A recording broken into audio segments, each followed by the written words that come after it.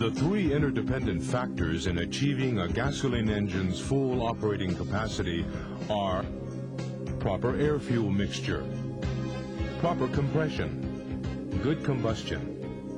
The role of maintaining the proper air-fuel ratio is played by the fuel system. The two types of fuel systems are the traditional carburetor, which operates mechanically, and the electronic fuel injection system, or EFI, which uses a small computer to obtain the proper air-fuel ratio. Now let's look at the construction and operation of the carburetor.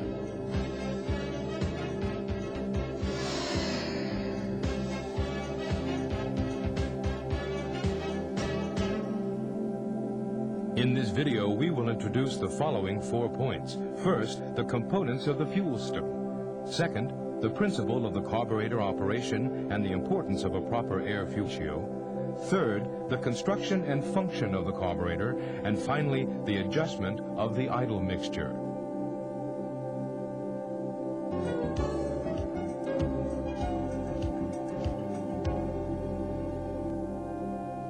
The fuel system is made up of the following components. The fuel tank, where the fuel is stored. The fuel filter for removing impurities. The fuel pump, which sends fuel under pressure to the carburetor. The carburetor, where air and fuel are mixed, atomized, and sent to the engine. The charcoal canister, which prevents gasoline vapors from escaping from the fuel tank. And the fuel lines, which connect the various components. The fuel inlet line and the fuel sender gauge are installed in the fuel tank. The fuel filter contains a filtering element to remove water and foreign matter from the fuel before it enters the engine. The fuel pump draws out fuel from the fuel tank and sends it under pressure to the carburetor. The diaphragm-type fuel pump shown here is the most common type of fuel pump used with carburetors. The diaphragm-type fuel pump of the 4AF engine is installed on the engine block and is driven by a cam on the engine's camshaft. The fuel pump has a diaphragm in it and a pair of valves which act in the opposite direction from each other. These valves are actuated by the reciprocating movement of the diaphragm and feed the fuel to the carburetor. The charcoal canister prevents the fuel vapor from escaping from the fuel tank. The canister is filled with activated charcoal.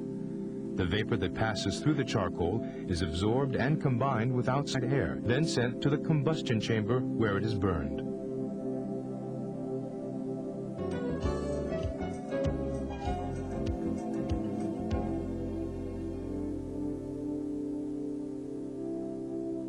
The carburetor mixes the proper amount of air and fuel in accordance with the operating conditions of the engine and sends it to the combustion chamber.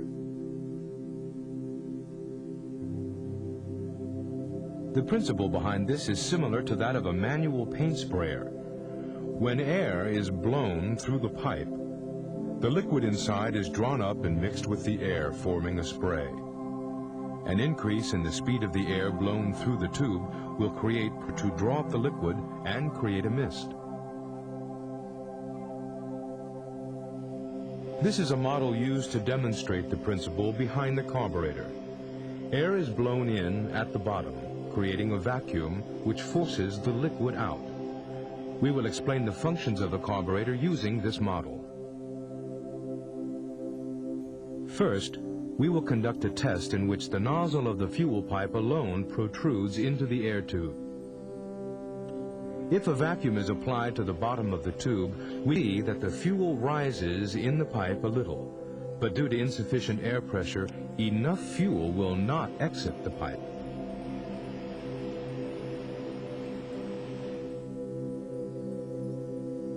Now, let's narrow down the mouth of the tube to speed up the airflow and see what happens when we try it again.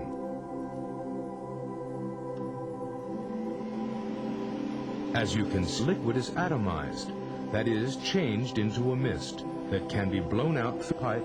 This is basically how a carburetor works. The portion that was made narrower to speed up the airflow is called the venturi.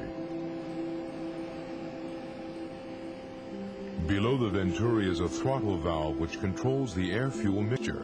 It is connected to the accelerator pedal. These comprise the fundamentals of the carburetor.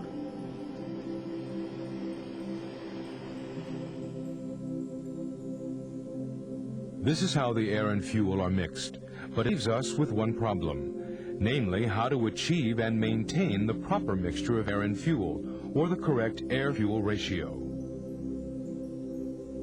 Theoretically, the optimum ratio for combustion is 14.7 parts of air for every 1 part fuel.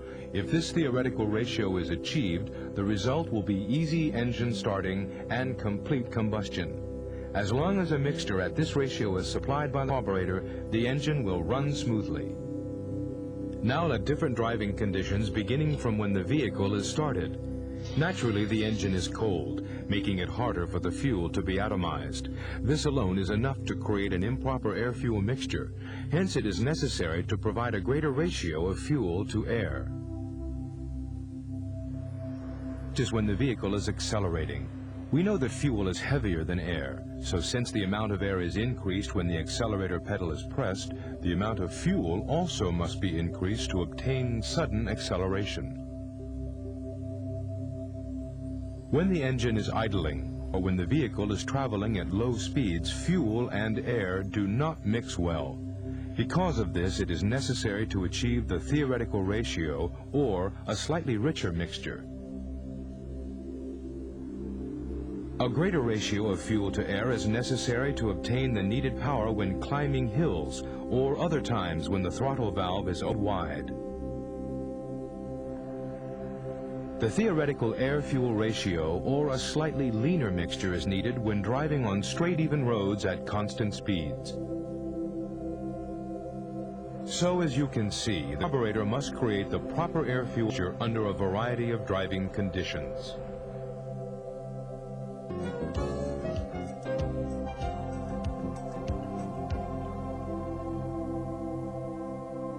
Although there are many types of carburetors, we will examine the workings of the carburetor used for the 4AF engine. This carburetor is called the double barrel type because it has 2 passageways, or barrels, for carrying the air-fuel mixture. This is the primary barrel, and this is the secondary one. The air that passes through the air cleaner enters the barrels here. The fuel from the fuel pump enters the float chamber here.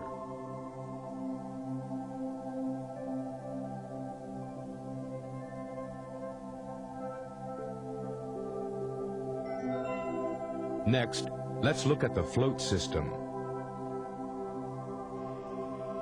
The venturi determines the amount of fuel that is drawn in and mixed with the air. However, if there is any variation in the height of the nozzle from the fuel surface, labeled H in the diagram, there will be instability in the air-fuel mixture. So, the float system was devised to maintain a stable level of fuel in the float chamber, which changes in the distance between the nozzle and the surface of the fuel. The float system consists of the float chamber, the float, and the needle valve.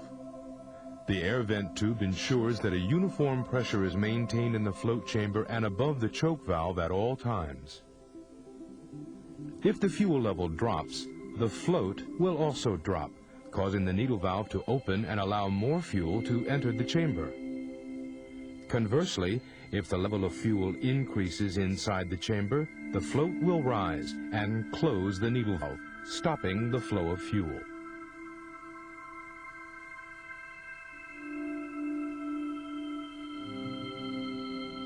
The 4AF engine carburetor is provided with the variator to maintain the proper air-fuel mixture.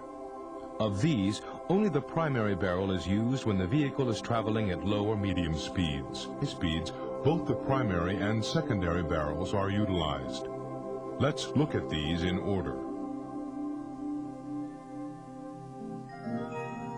The primary low-speed circuit supplies the air-fuel mixture when the vehicle is idling or traveling at low speeds. Here we will use a model to demonstrate. As you can see, the throttle valve opening is very small when the vehicle is idling or traveling at low speed. The amount of air allowed in by the venturi is small, insufficient to draw much fuel.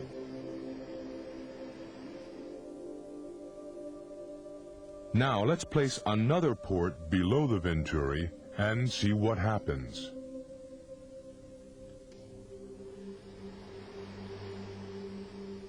Because the vacuum below the venturi is greater, more fuel is drawn into the barrel. This is the primary low-speed circuit.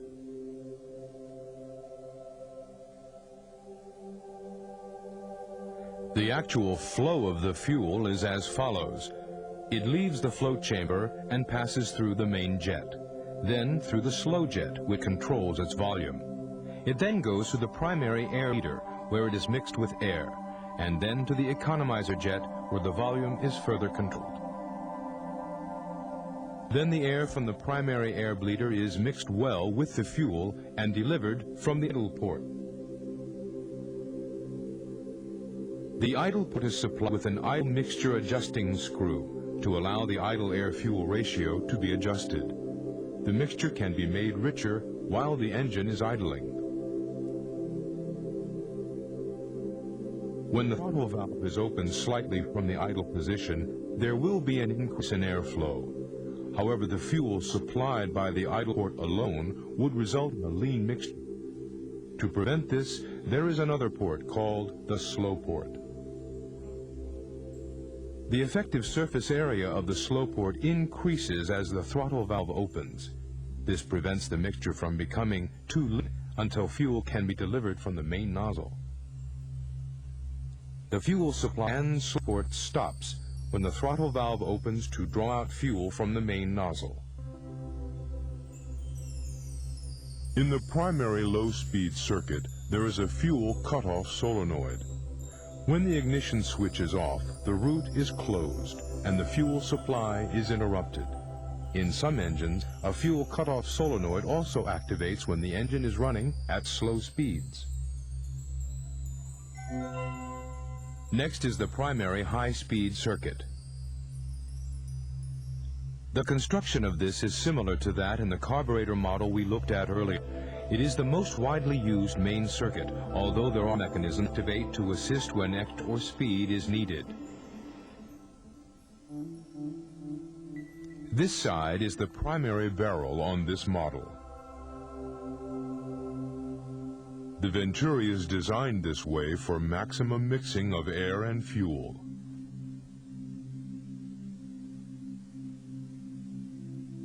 The primary high-speed circuit works as follows. When the throttle valve is opened wide, allowing for a higher speed and volume of air to the venturi, the amount of fuel that is delivered is equivalent to the intake air volume drawn into the barrel. The amount of fuel is controlled at the main jet before it is mixed with the primary air bleeder and injected from the main nozzle. The fuel is atomized by the air flowing at high speed past the venturi, from which it enters the combustion. This is how the air-fuel mixture is regulated during idling and at low and medium speeds. However, this alone will not produce the power needed during high-speed operation. This is why the double-barrel carburetor has a secondary barrel. The construction of the secondary barrel is the same as that of the primary barrel. It has a high-speed circuit, which is its main circuit, and a low-speed circuit which prevents the mixture from becoming too lean when the throttle valve opening on the secondary side is small. Let's look at the secondary low-speed circuit for the secondary barrel. If the primary throttle valve opens more than 60 degrees, the cam in the kick-up system will force the secondary throttle valve to open slightly. And is then secondary slow port, causing fuel to be delivered to the intake manifold. When this happens, the vacuum bleeder, which is part of the venturi, produces a vacuum which opens the secondary throttle valve. When the engine RPM rises, the pressure from the vacuum bleeder overcomes the diaphragm spring, which in turn causes the secondary throttle to slowly open. The secondary low-speed circuit, like the primary low-speed circuit, uses a solenoid so that when the ignition switch is off, the root is closed off. Now let's move on to the secondary high-speed circuit. When the secondary throttle valve starts to open, a vacuum is created by the vacuum bleeder. This is strengthened by the diaphragm, which causes the second throttle valve to open further. The fuel is injected from the secondary main nozzle.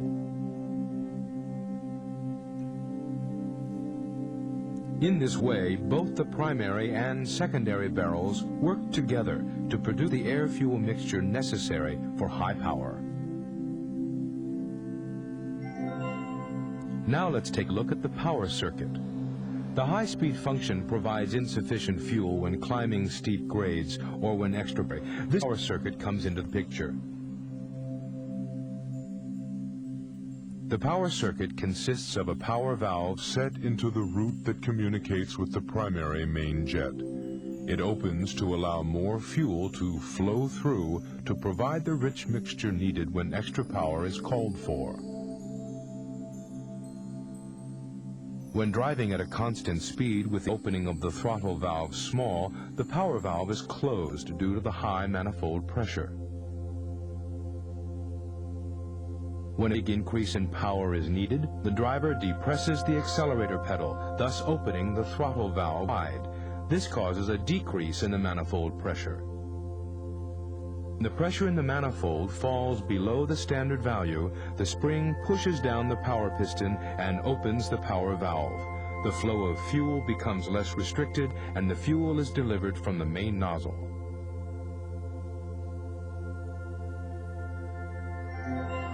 Now let's take a look at the acceleration pump. We all know that to achieve quick acceleration, the driver needs to depress the accelerator pedal suddenly. The acceleration circuit is designed to prevent engine hesitation during such sudden acceleration. With the pump-type power circuit, when the throttle valve is suddenly opened, the pump lever depresses the pump plunger. This increases the flow of fuel from the acceleration pump jet. Slowly releasing the accelerator pedal allows the pump plunger to rise to the usual position. This causes the fuel to be drawn up into the pump chamber, where it is held in reserve for the next time sudden acceleration is needed. There is also an auxiliary acceleration pump that assists the acceleration circuit when the engine is cold. When the engine coolant at a low temperature and the TVSV is open, the pressure from the intake manifold causes the diaphragm of the power assist pump to activate and fill the pump with fuel. If sudden acceleration is attempted at this point, since the pressure in the intake manifold falls, the diaphragm spring causes the fuel to pump be sprayed out of the nozzle.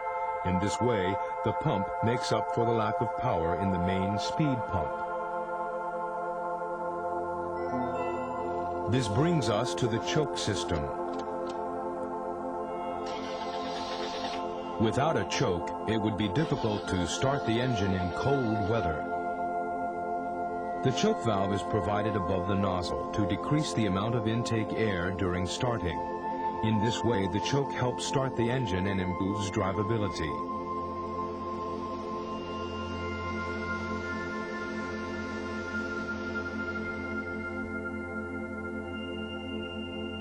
The choke valve is located in the primary side air horn.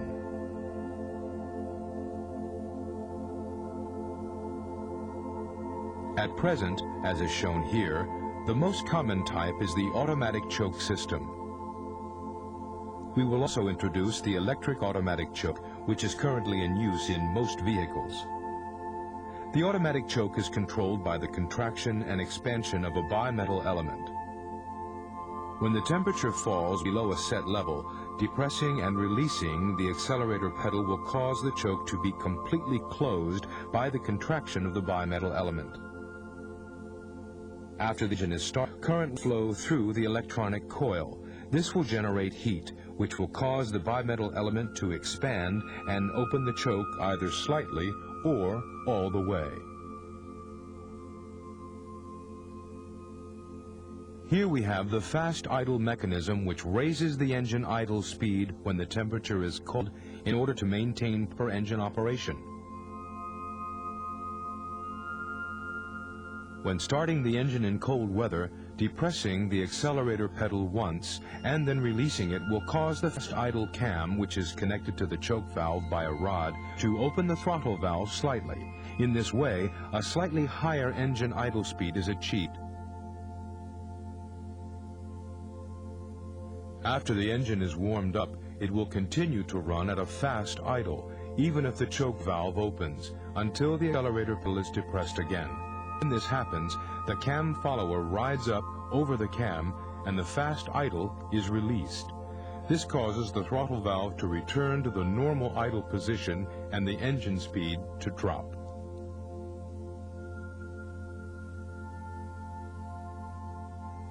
Let's move on now to the unloader mechanism.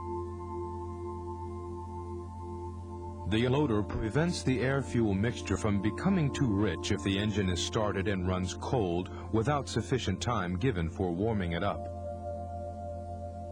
When the accelerator pedal is fully depressed, the throttle shaft arm moves the fast idle cam to force open the choke valve slightly. This allows more air to enter to prevent the mixture from becoming too rich.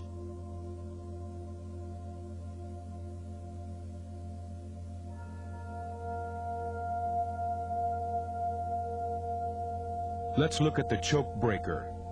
During cold starts, the choke valve may remain closed, providing an overly rich mixture, which could lead to engine stalling. The choke breaker causes the choke valve to open slightly in this situation to prevent the engine from stalling. When the engine is started, the low intake manifold pressure causes diaphragm A to slightly open the choke valve. After the engine warms up and the coolant temperature rises to normal operating temperature, the TVSV opens, and the vacuum from the intake manifold causes the choke opener diaphragm B to open. After this, the choke valve is operated by the auto choke mechanism.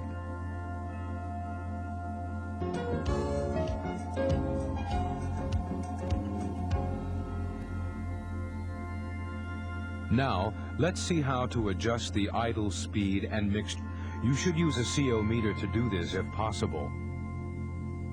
First, in order to adjust the speed mixture properly, we must make sure that the following conditions are met. Make sure that all the electrical accessories are turned off. Check to see that the transmission is in neutral. Make sure that the engine is warmed up. Confirm that the ignition ring is set properly. Examine the float level in the carburetor to see if it indicates the correct fuel level. And finally, check to confirm that the choke valve is completely open. After these conditions have all been fulfilled, connect the engine tester and proceed to check the idle speed.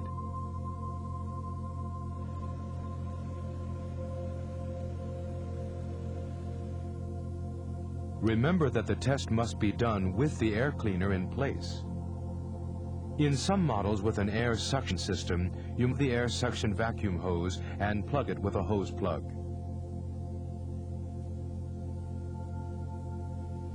turn the idle mixture adjusting screw to raise the engine RPM to its highest permissible idle setting.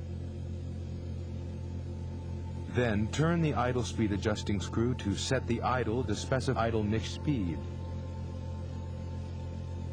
Repeat these two steps until the engine RPM will no longer go above the highest permissible idle setting.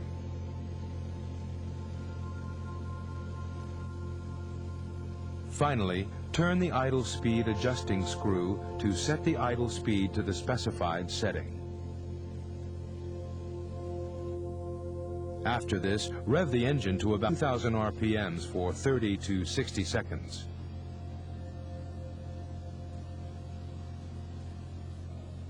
Give the idle speed 1 to 3 minutes to stabilize, then test the exhaust by inserting the CO meter probe 3 centimeters or about 16 inches into the tailpipe.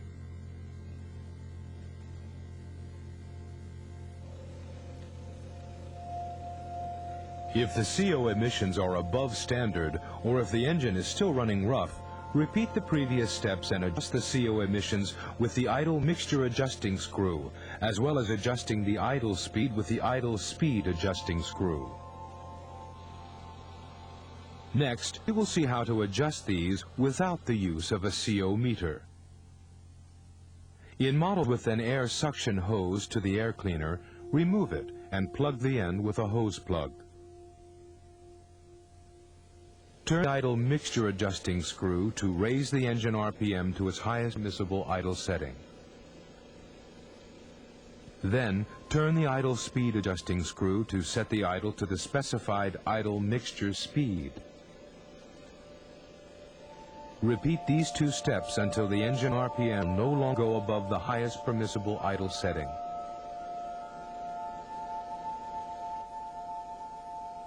Finally, turn the idle mixture adjusting screw to set the idle speed to the specified setting.